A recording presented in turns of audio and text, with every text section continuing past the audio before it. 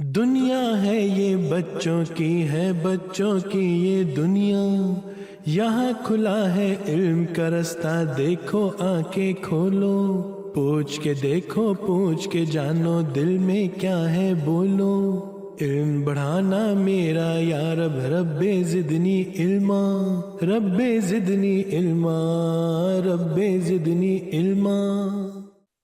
بسم اللہ الرحمن الرحیم۔ السلام علیکم ورحمۃ اللہ وبرکاتہ۔ پیارے بچوں، آج پھر ہم آپ کے پاس آئے ہیں آپ کا پروگرام لے کر، جس کا نام ہے بچوں کی دنیا۔ میں ہوں آپ کا مدبر بھائی، اور آج بھی ہمارے ساتھ ہیں ہمارے اور آپ کے ڈاکٹر ببلو۔ السلام علیکم ڈاکٹر صاحب۔ وعلیکم السلام مدبر بھائی۔ ڈاکٹر صاحب، یہ کیا کر رہے ہیں آپ؟ مدبر بھائی، میں گیم کھیل رہا ہوں۔ تو کون سی گیم کھیل رہے ہیں آپ؟ وہ تو مجھے نظر آ رہا ہے، لیکن کیوں؟ آج کل سب بچے، نوجوان، یہاں تک کہ بڑے بھی اپنے موبائلز پر گیم کھیلتے ہیں۔ میں بھی دیکھنا چاہتا تھا کہ موبائل پر گیم کھیل کر کیا مزہ آتا ہے۔ یہ تو آپ ٹھیک کہہ رہے ہیں۔ تو پھر کیسا لگا آپ کو کھیل کے؟ مجھے تو مزہ نہیں آیا۔ اصل مزہ تو ان گیمز کا تھا جو میں بچپن میں کھیلتا کرتا تھا۔ اچھا، آپ کون سی گیمز کھیلا کرتے تھے بچپن میں؟ ہم تو باہر تازہ ہوا میں جا کر چھپن چھپائی اور پکڑن پکڑائی جیسی گیم میں کھیلتے تھے۔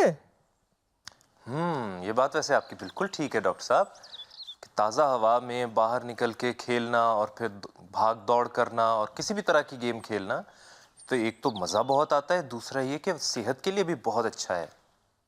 یہی تو میری صحت کا راز ہے۔ ارے واہ ڈاکٹر صاحب، کیا بات ہے آپ کی صحت کی۔ تو بچوں، اصل میں ڈاکٹر صاحب آپ کو یہ سمجھانا چاہ رہے ہیں کہ موبائلز پر گیمز نہیں کھیلنی چاہیے۔ کھیلیں بھی تو بہت کم کھیلیں، لیکن اصل مزہ اس میں ہے کہ آپ باہر جائیں، تازہ ہوا میں کھیلیں، دوسرے لڑکوں لڑکیوں کے ساتھ کھیلیں، اپنی ہم عمر بچوں کے ساتھ کھیلیں، اور اس طرح اپنی صحت بھی بنائے رکھیں اور دوسرے لوگوں کے ساتھ بھی مل کے کھیلیں۔ جی بالکل۔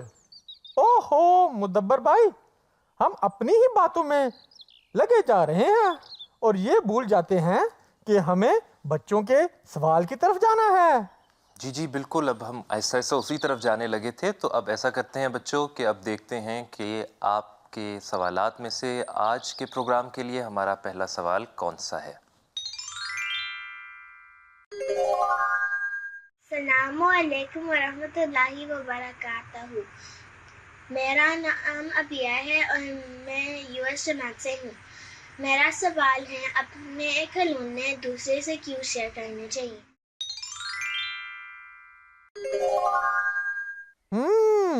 یہ تو بڑا اچھا سوال ہے۔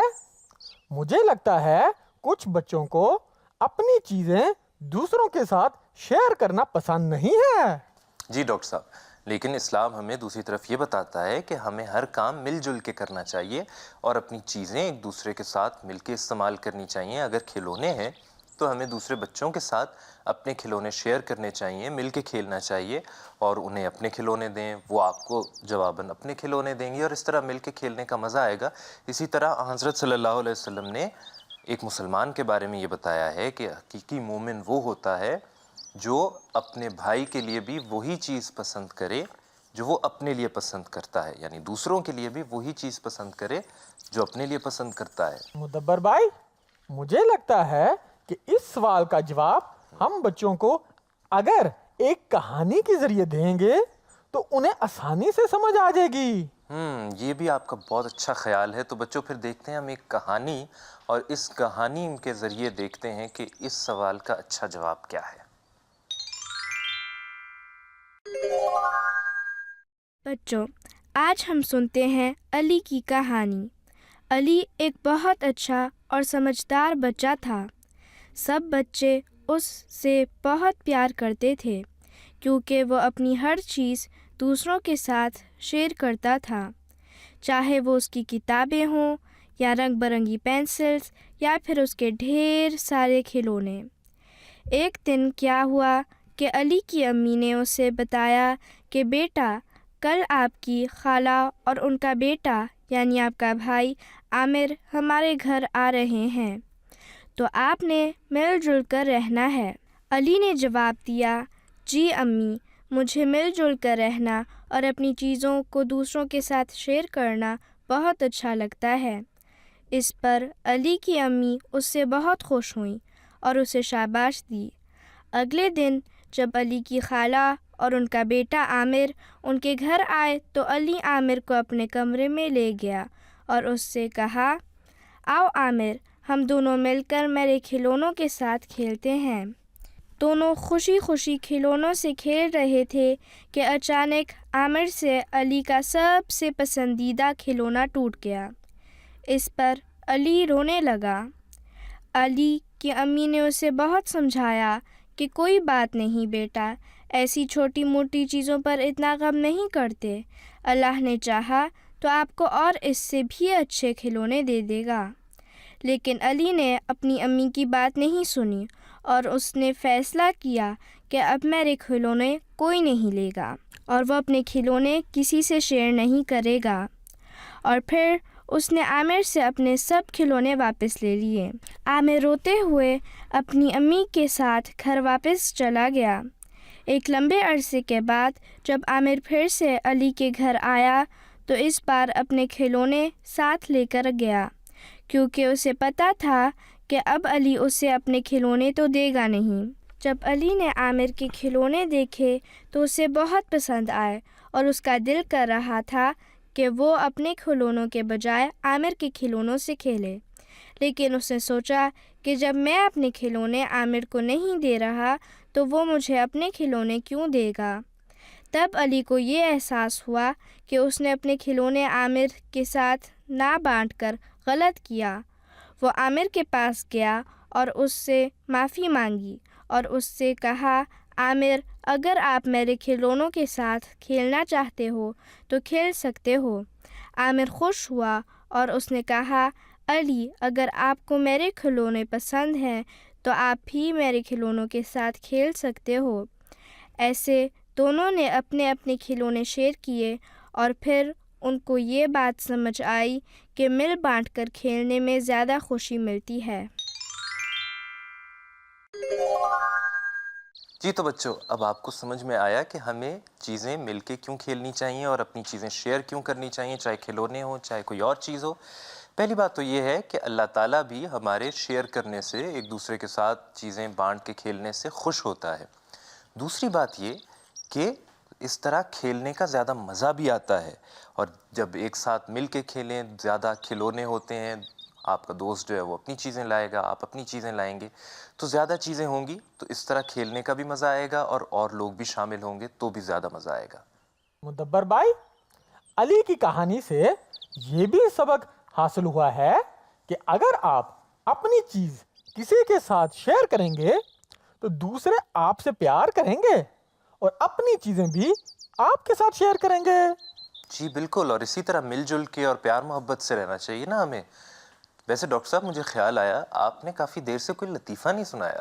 مدبر بھائی، لگتا ہے آپ لطیفے سننے کے بہت شوقین ہیں۔ ایسا کریں، اگلے سوال کی طرف چلتے ہیں، تب تک میں کسی لطیفے کے بارے میں سوچتا ہوں۔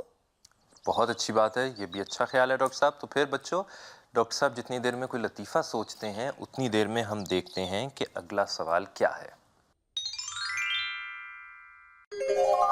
السلام علیکم، میرا نام ہے ناہل عتیق ہے، میں جرمنی سے ہوں۔ میرا سوال یہ ہے کہ حضرت مسیح موعود کے تیسرے خلیفہ کون تھے؟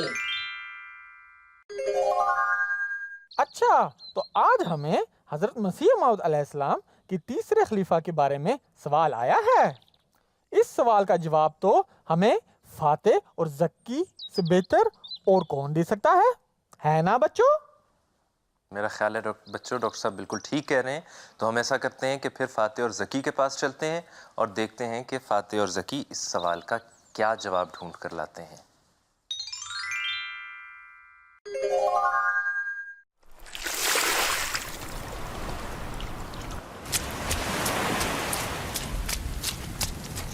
زکی، میں آپ کو یہاں فرینکفرٹ میں ایک بہت خاص جگہ دکھانا چاہتا ہوں۔ جی بھائی، اور وہ کون سی جگہ ہے؟ آپ کو پتہ ہے یہاں فرینکفرٹ کی سٹی میں ایک مسجد ہے اور وہ 60 سال پہ یہاں پہ ہے، اور وہ میں آپ کو دکھانا چاہتا ہوں۔ आओ मेरे साथ। जी भाई। दुनिया है ये बच्चों की है बच्चों की ये दुनिया, यहाँ खुला है इल्म का रास्ता, देखो आंखें खोलो, पूछ के देखो, पूछ के जानो, दिल में क्या है बोलो, इल्म बढ़ाना मेरा या रब, रब्बे जिदनी इल्मा, रब्बे जिदनी इल्मा, रब्बे जिदनी इल्मा। जकी, ये देखो, ये नूर मस्जिद है, और आपको पता है कि यहाँ पर हजरत मिर्जा नासिर अहमद रहमतुल्लाह भी आए हुए हैं। जी भाई, कितनी खास बात है, यहाँ के लोग तो कितने खुश होंगे। जी जकी, तो अब हम हजरत मिर्जा नासिर अहमद रहमतुल्लाह के बारे में एक डॉक्यूमेंट्री ना देखें? जी ज़रूर भाई। आओ। दुनिया है ये बच्चों की है बच्चों की ये दुनिया, यहाँ खुला है इल्म का रास्ता, देखो आंखें खोलो, पूछ के देखो, पूछ के जानो, दिल में क्या है बोलो, इल्म बढ़ाना मेरा या रब, रब्बे जिदनी इल्मा, रब्बे जिदनी इल्मा, रब्बे जिदनी इल्मा। हज़रत मसीह मऊद अलैहिस्सलाम को खुदा ताला ने एक पोते की खुशखबरी दी थी जो खादमे दीन यानी दीन की ख़ास खिदमत करने वाला होगा। हज़रत मसीह मऊद रज़ियल्लाहु अन्हु फरमाते हैं कि मुझे भी खुदा ताला ने ये ख़बर दी है कि वो मुझे ऐसा लड़का देगा जो दीन का नासिर होगा यानी दीन की खिदमत करने वाला होगा। सन 1909 को जब हज़रत मिर्ज़ा नासिर अहमद साहब हज़रत मसीह मऊद रज़ियल्लाहु अन्हु के घर में पैदा हुए तो ये दोनों खुशखबरियाँ पूरी हुईं। ज़की, आपने सुना कि हज़रत मिर्ज़ा नासिर अहमद की पैदाइश के बारे में अल्लाह ताला ने हज़रत मसीह मऊद अलैहिस्सलाम को और हज़रत मुस्लिम मऊद रज़ियल्लाहु ताला अन्हा को पहले से ही खुशखबरी दे दी थी? जी भाई, और उन्होंने ये भी बताया था कि वो दीन की ख़ास खिदमत करने वाले होंगे। और ज़की, मैं आपको बताऊं कि हज़रत मिर्ज़ा नासिर अहमद रहमतुल्लाह ने बहुत छोटी उम्र में 13 साल की उम्र में कुरान पाक को हिफ्ज़ कर लिया, यानी उन्होंने पूरे कुरान पाक को ज़ुबानी याद कर लिया। जी भाई, और ये कितनी ख़ास बात है कि हजूर ने इतनी छोटी ही उम्र में कुरान पाक हिफ्ज़ कर लिया। जी ज़की, चलो अब हम डॉक्यूमेंट्री को आगे देखते हैं। जी भाई। हज़रत मिर्ज़ा नासिर अहमद रहिमहुल्लाह एक जगह पर अपने कॉलेज के ज़माने का ज़िक्र करते हुए एक वाक़या सुनाते हैं कि एक दिन कॉलेज में छुट्टी थी, मैं कादियान जा रहा था। एक शदीद किस्म का मुखालिफ यानी जमात अहमदिया के बारे में बुरा सोचने वाला भी गाड़ी के उसी डब्बे में बैठ गया। लाहौर से अमृतसर तक वो मेरे सामने सख्त बदजुबानी करता रहा, यानी कि बुरी बुरी बातें कहता रहा और मैं मुस्कुरा कर उसे जवाब देता रहा। जिस वक्त वो अमृतसर में उतरा तो उस मुस्कुराहट और अच्छे अखलाक का उस पर इतना असर हुआ था कि वो मुझे कहने लगा कि अगर आप जैसे मुबल्लिग़ आपको 200 मिल जाएं तो आप लोग हम लोगों को जीत लेंगे, क्योंकि मैंने आपको गुस्सा दिलाने की पूरी कोशिश की मगर आप थे कि हंसते चले जा रहे थे। देखा ज़की, हमें इन वाक़यात से कितना इल्म हासिल होता है। वो मुखालिफ हजूर को बहुत बुरा भला कहते थे, लेकिन हजूर ने कभी भी नहीं गुस्सा किया, वो हमेशा मुस्कुराते थे। जी भाई, मैं भी वाक़या सुन के हैरान रह गया हूँ। चलो अब हम डॉक्यूमेंट्री को आगे देखते हैं। जी भाई। एक और जगह हज़रत मिर्ज़ा नासिर अहमद रहिमहुल्लाह फरमाते हैं कि हमारे प्यारे नबी सल्लल्लाहु अलैहि वसल्लम ने लोगों के दिलों को मोहब्बत, प्यार और हमदर्दी से जीता। अगर हम भी लोगों के दिलों को फतह करना चाहते हैं तो हमें भी उनकी इस सुन्नत पर अमल करना होगा। कुरान करीम का खुलासा यानी उसकी समरी ये है कि मोहब्बत सबसे, नफ़रत किसी से नहीं। Love for all, hated for none. जी भाई, तो इसका मतलब ये है कि जमात अहमदियत का मोटो मोहब्बत सबके लिए, नफ़रत किसी से नहीं। ये हज़रत मिर्ज़ा नासिर अहमद रहमतुल्लाह ने फरमाया है। जी बिल्कुल ज़की, और आपको पता है कि हज़रत मिर्ज़ा नासिर अहमद रहमतुल्लाह जब कुरान पाक की तिलावत करते थे तो जब वो उसका खुलासा देते थे ना, तब वो हमेशा फरमाते थे कि कुरान पाक की तालीम ये है محبت سب کے لیے اور نفرت کسی سے نہیں۔ ذکی، مجھے لگ رہا ہے آج کے لیے یہ آپ کے لیے کافی ہے نا؟ جی بھائی۔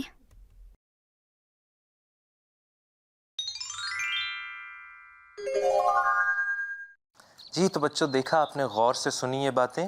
جس طرح ہمیں ان باتوں سے پتہ چلا ہے ہمارے تیسرے خلیفہ یعنی حضرت خلیفۃ المسیح الثالث کا نام حضرت حافظ مرزا ناصر احمد صاحب تھا رحمۃ اللہ علیہ۔ اور انہیں حافظ کیوں کہتے ہیں؟ حافظ انہیں اس لیے کہتے ہیں کہ انہوں نے پورا قرآن مجید حفظ کیا ہوا تھا، یعنی زبانی یاد کیا ہوا تھا۔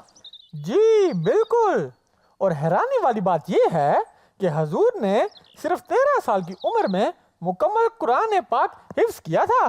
جی بالکل، اور بچوں آپ نے بھی یہ واقعات سنے ہیں، اور کتنی اچھی اچھی باتیں ہمیں حضرت خلیفۃ المسیح الثالث رحمۃ اللہ علیہ کے بارے میں پتہ چلی ہیں۔ آپ کو وہ بات یاد ہے، وہ واقعہ یاد ہے جو سفر کے بارے میں ہوا تھا؟ جب حضرت خلیفۃ المسیح الثالث اپنے کالج سے قادیان کی طرف سفر کر رہے تھے تو اس وقت ٹرین میں کیا واقعہ پیش آیا تھا؟ حضور ریل میں بیٹھے تھے اور آپ کے ساتھ ایک اور شخص بیٹھا ہوا تھا جو ہماری جماعت کا مخالف تھا، اور وہ احمدیت کے بارے میں اور ہماری جماعت کے بارے میں بہت غلط باتیں اور بری باتیں کہہ رہا تھا۔ اور اس طرح آپ حضرت خلیفۃ المسیح الثالث اس وقت اس سے بات کر رہے تھے، لیکن حضور نے ذرا سا بھی غصہ نہیں کیا، بالکل بھی غصے میں نہیں آئے، کوئی غصے میں جواب نہیں دیا، بلکہ بڑے پیار سے اور مسکراتے ہوئے ساری باتوں کے جواب دیتے رہے اور اس طرح گفتگو کرتے رہے۔ حالانکہ وہ جو دوسری طرف شخص بیٹھا ہوا تھا وہ بری باتیں کہہ رہا تھا، غلط باتیں کہہ رہا تھا، اس کے باوجود حضرت حافظ مرزا ناصر احمد صاحب رحمۃ اللہ علیہ تحمل سے یعنی صبر کے ساتھ اور مسکرا کے جواب دیتے رہے۔ پھر جب سفر ختم ہوا اور وہ شخص اترنے لگا ریل سے تو اس نے حضور سے کہا کہ اگر آپ کی طرح کے لوگ ہمیں تبلیغ کرتے رہے تو آپ سب ہمارے دل جیت لیں گے۔ تو بچوں، کیا سبق حاصل ہوتا ہے ہمیں اس واقعے سے؟ یہی کہ ہمیں اگر کوئی برا بھلا بھی کہہ رہا ہے تو ہمیں مسکرا کے اس کا جواب دینا چاہیے، غصہ نہیں کرنا چاہیے۔ مدبر بھائی، اس بات سے تو مجھے ایک لطیفہ یاد آ گیا ہے، سناؤں؟ جی جی ضرور سنائیں۔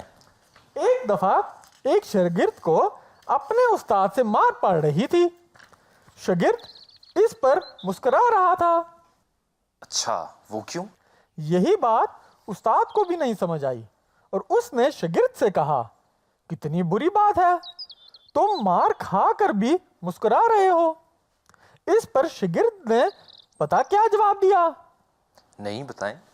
کہ استاد جی، آپ نے ہی تو سکھایا تھا کہ مصیبت کے وقت بھی مسکرانا چاہیے۔ ڈاکٹر صاحب، یہ بھی اچھا لطیفہ آپ نے پھر سے ایک اچھا لطیفہ سنایا ہے۔ اسی طرح لطیفے آپ ہمیں سناتے رہا کریں بچوں، میں خیال ہے آپ کو بھی سمجھ میں آ گیا ہوگا کہ اس لطیفے کا کیا مطلب تھا۔ لیکن اب ہم چلتے ہیں ذرا سنجیدہ بات کی طرف اور اپنے اگلے سوال کی طرف۔ السلام علیکم، میرا نام حمزہ ٹھیک ہے، میں جرمنی سے ہوں، میری عمر 8 سال ہے۔ میرا سوال یہ ہے کہ انسان بیماریوں کی وجہ سے فوت کیوں ہو جاتے ہیں؟ جزاک اللہ۔ السلام علیکم ورحمۃ اللہ وبرکاتہ۔ میرا نام ہے عریبہ احمد، میں 6 سال کی ہوں، میں جرمنی میں رہتی ہوں۔ میرا سوال ہے کہ انسان جب بیمار ہوتا ہے تو فوت کیوں ہو جاتا ہے؟ جزاک اللہ بچوں کہ آپ نے اتنا اچھا سوال بھیجا۔ سوال یہ ہے کہ انسان بیماریوں کی وجہ سے فوت کیوں ہو جاتے ہیں، یا انسان پر کبھی کبھی ایسی بیماریاں کیوں آتی ہیں کہ جن سے انسان کی وفات بھی ہو جاتی ہے۔ ڈاکٹر صاحب، بڑا مشکل سوال ہے۔ مدبر بھائی، آپ نے بالکل صحیح کہا، یہ بہت مشکل سوال ہے، لیکن مجھے لگتا ہے ہمیں اس سوال کا جواب عیشا سے مل جائے گا۔ جی ڈاکٹر صاحب، میں بھی بالکل یہی سوچ رہا تھا۔ تو بچوں چلتے ہیں عیشا کے پاس اور دیکھتے ہیں کہ عیشا اس سوال کا کیا جواب ڈھونڈ کر لائی ہیں۔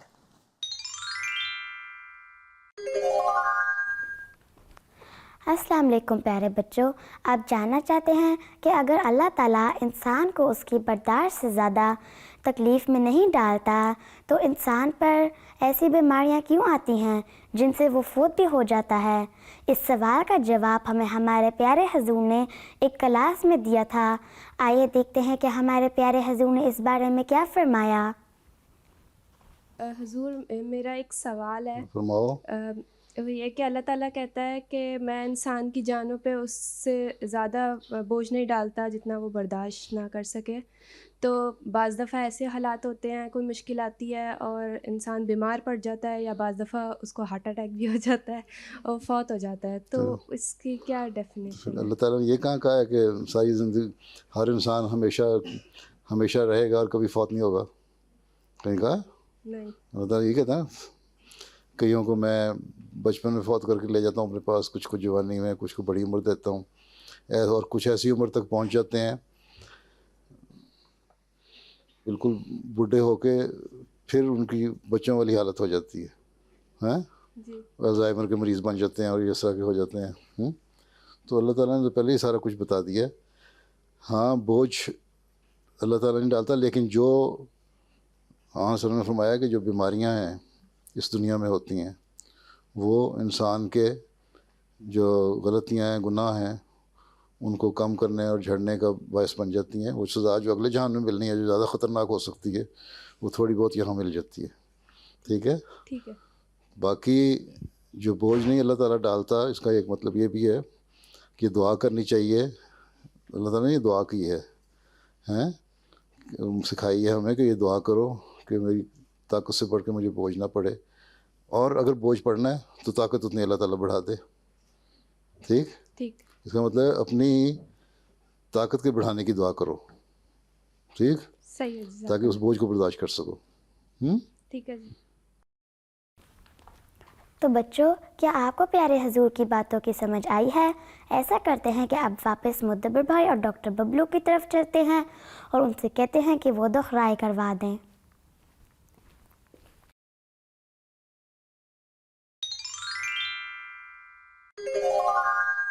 جزاک اللہ عائشہ.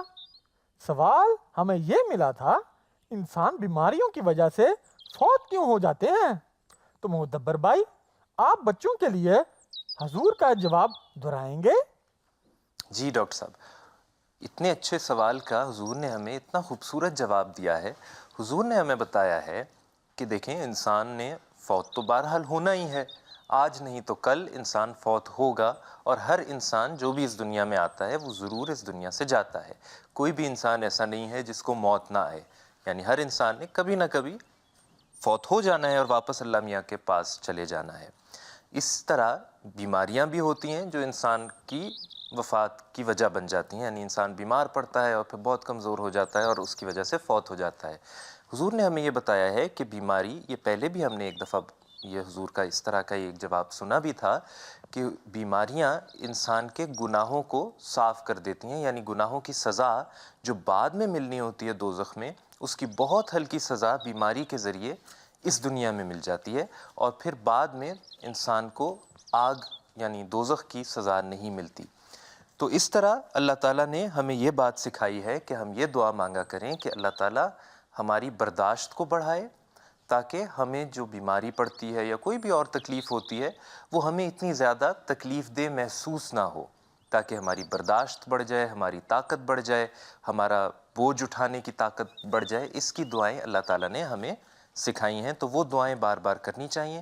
بیماریاں اور دوسری تکلیفیں بہرحال آتی ہیں، لیکن اللہ تعالیٰ انسان کے اندر طاقت پیدا کر دیتا ہے کہ وہ ان کو زیادہ اچھی طرح برداشت کر سکے. اگر آپ کے پاس کوئی سوال ہے تو اپنے امی ابو سے کہہ کر اپنے سوال کی ویڈیو بنائیں، لیکن یہ خیال رکھیں کہ ویڈیو لینڈسکیپ میں ہو اور بیک گراؤنڈ میں کوئی تصویر نہ ہو. جی ڈاکٹر صاحب، چلیں جزاک اللہ، آپ نے یہ بتا دیا. اب ایسا نہ کریں کہ آج آپ کو موبائل فون پہ کھیلنے کا تو مزہ نہیں آیا، تو ہم باہر نکل کے کہیں کچھ کھیلتے ہیں، آپ کی پرانی کوئی کھیلیں کھیلتے ہیں. ضرور مدبر بھائی، آئیں چلتے ہیں. تو بچوں ڈاکٹر صاحب اور میں تو ہم تو جانے لگے ہیں کھیلنے. بچوں آپ بھی اسی طرح باہر تازہ ہوا میں چھپن چھپائی, پکڑن پکڑائی اور دوسری اچھی اچھی کھیلیں کھیلا کریں, جس سے آپ کی صحت بھی قائم رہے. دوسرے بچوں کے ساتھ بھی آپ لوگ اٹھیں بیٹھیں اور کھیلیں گے, مزہ آئے گا زیادہ. تو اس طرح کی گیم زیادہ کھیلا کریں, اپنے موبائل سے ذرا دور ہی رہیں تو اچھا ہے. اور اگلے ہفتے تک کے لیے ہمیں اجازت دیں, ہم پھر نئے پروگرام کے ساتھ آپ کے پاس آئیں گے. تب تک کے لیے خدا حافظ. خدا حافظ بچکان. دنیا ہے یہ بچوں کی ہے, بچوں کی یہ دنیا, یہاں کھلا ہے علم کا رستہ, دیکھو آنکھیں کھولو, پوچھ کے دیکھو, پوچھ کے جانو, دل میں کیا ہے بولو. علم بڑھانا میرا یا رب, رب زدنی علما, رب زدنی علما, رب زدنی علما. دنیا ہے یہ بچوں کی ہے, بچوں کی یہ دنیا, یہاں کھلا ہے علم کا رستہ, دیکھو آنکھیں کھولو, پوچھ کے دیکھو, پوچھ کے جانو, دل میں کیا ہے بولو.